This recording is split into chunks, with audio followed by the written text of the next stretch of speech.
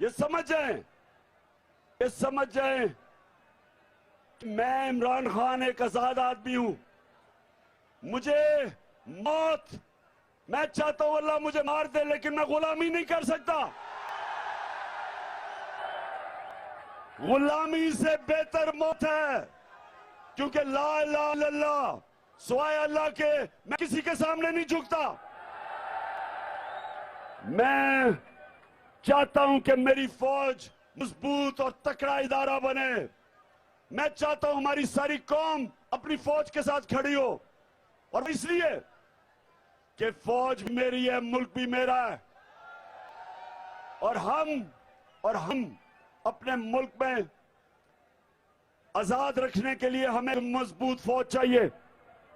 और जब मैं तनकीद करता हूं, तामीरी तनकीद होती है। मैं अपनी फौज को नुकसान नहीं पहुंचाना चाहता।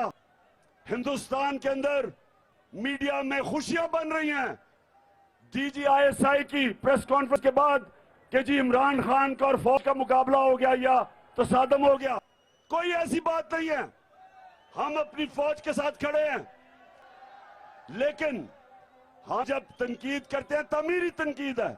और इसलिए कोई इस गलतफहमी में ना रहे हिंदुस्तान में कि कौम कभी भी अपनी आजादी पे कॉम्प्रोमाइज नहीं करेगी। अजान हो रही है, मैं आगे निकलने लगा हूं। मैं सब आपको कहता हूं कि हमारी अब हकीकी आजादी की जहाद है, और सारी कौम मेरे साथ चले।